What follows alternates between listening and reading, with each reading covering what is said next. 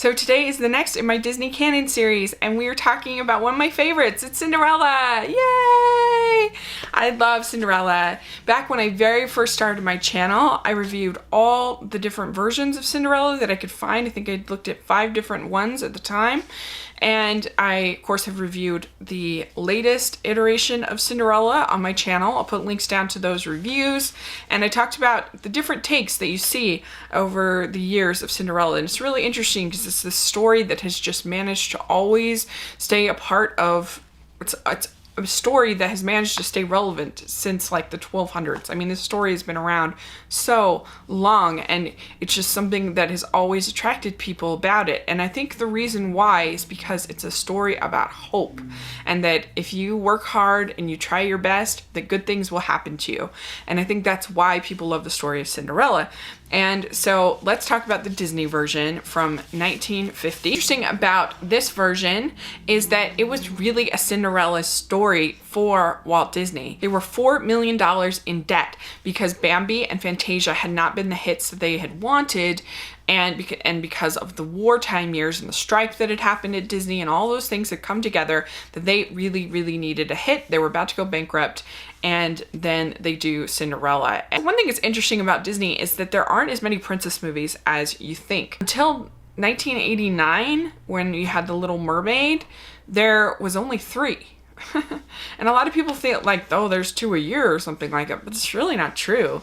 There's Snow White, Cinderella, Sleeping Beauty in 1959, and then you had to wait all the way until 1989 when you had Little Mermaid, and then we got Beauty and the Beast, and we got a few a year in the 90s, so maybe that's where that impression comes. But nevertheless, Cinderella was very, very important in saving the studio from bankruptcy. So yay! And I don't know, do I really need to go into the story of Cinderella? I mean, come on. It's our story of our girl whose father dies and her stepmother decides to manipulate and control her. And in this version, she's called Lady Tremaine, and she is a beast, Lady Tremaine. I mean, she gets all of her sort of value in life is over controlling this sweet, loving person of Cinderella. And one of the great things I think about Cinderella, because people criticize that, oh, it's demeaning to women, she just gets rescued by a man. That's just so not true. Here's how I see Cinderella in this particular Disney version. She is positive no matter what, which is something that is good for girls to learn about. And that she's put in all these situations and she works so hard. She is such a loyal, good friend to the mice. I know that might sound silly, but it's true. They love her. Everyone who knows Cinderella loves her, except for, of course, the stepmother, stepsisters. But her friends love her. And that says something, I think, about her character, her personality. And they go to such lengths to make her dress, to make things for her, to make her happy because they love her. And I think that that gets sort of missed all the time. And in reality, I always looked at it as she doesn't want to go to the ball to meet the prince. She just wants something different. She wants to have this amazing experience. She wants to get out of the house kind of more than anything else. Her friends make her this dress, and it's just this lovely moment.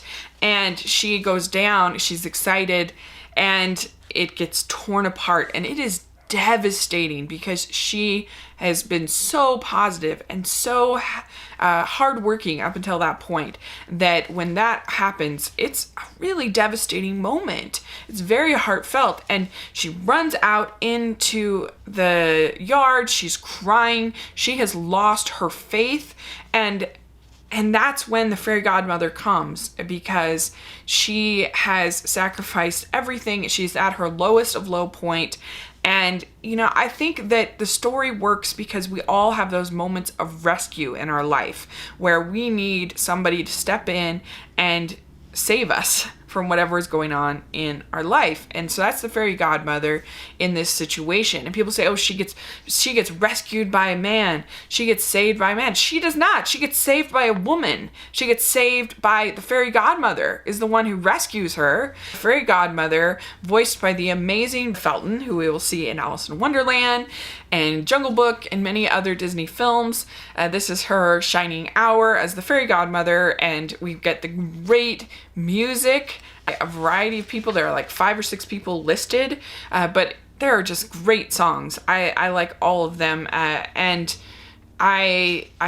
you get Bibbidi Bobbidi Boo, which actually won for Best Song at the Oscars, which I feel like that's a song that never would win now, which is kind of sad, but it's such a lovely song, and you get the magic of the dress, and that sequence is beautiful, and she gets her moment and her happiness, and it is just a moment, it's just a day. And of course she meets the prince, and the prince is boring. He's not particularly, he's bland, but you do get know a little bit more about him through getting to know the king, and I do think they spend a little bit too long with the king and him going on and on about wanting grandkids and everything like that. I don't think you really need those scenes, the slapstick and all of it, but it's fine. I don't hate it, and you do get to know the prince a little bit through some of those sections.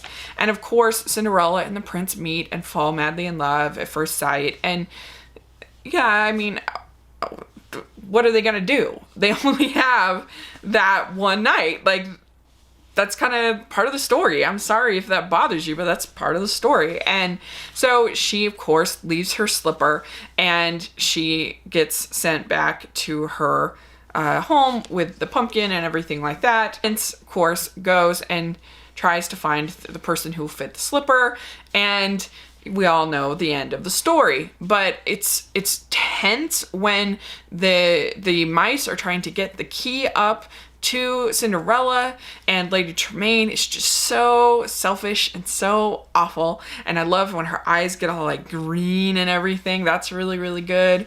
So yeah, you do have a lot of scenes of the mice and Lucifer, the cat, but I like it. I think they're cute. And it's interesting because a lot of people complain about the high-pitched voices of the mice, but on YouTube, there's a video where somebody put regular sounding voices on the mice, and it just doesn't sound as good. You do have a lot of other great songs, like the Cinderella song that the mice sing. You have This Is Love. You have A Dream Is a Wish Your Heart Makes, which I just love that song. Eileen Woods, her vocals for Cinderella are beautiful. And I also really like Eleanor Audley as Lady Tremaine. It's kind of a shame in a way that back then they didn't do villain songs, because I would really be curious to know what Lady Tremaine's villain song would have been. But anyway, she's great as Lady Tremaine. There's just incredible artistry to Cinderella that I think is maybe a little underappreciated. But the backgrounds, you see a lot of that Mary Blair influence. Created It's a Small World, and a lot of the imagery for Alice in Wonderland and in Cinderella and Peter Pan. But she just has a really geometric, beautiful style. And you see that throughout a lot of the backgrounds in Cinderella and a lot of the character designs and everything like that. And so it's just a wonderful, lush. My favorite sequence, probably of the whole movie, is when she is cleaning and she sings Sweet Nightingale. I love that song. And you see all just the reflections and the colors of the bubbles. This movie is a real masterpiece. I love every aspect of it. I think it is beautiful. I think it has a really heartfelt story. I think it is funny at times. It is sweet at times. And I think it is beautiful. And so it's just got it all. Everything about it works. And I think that it is actually more of an empowering story than it's given credit for. I think it can teach girls that you can be positive in hard situations, and that if you work hard and you try your hardest, that good things can happen to you in life. And I just believe that. I believe that with karma, that you put good things out there, that eventually good things will come, but sometimes it just takes a little while.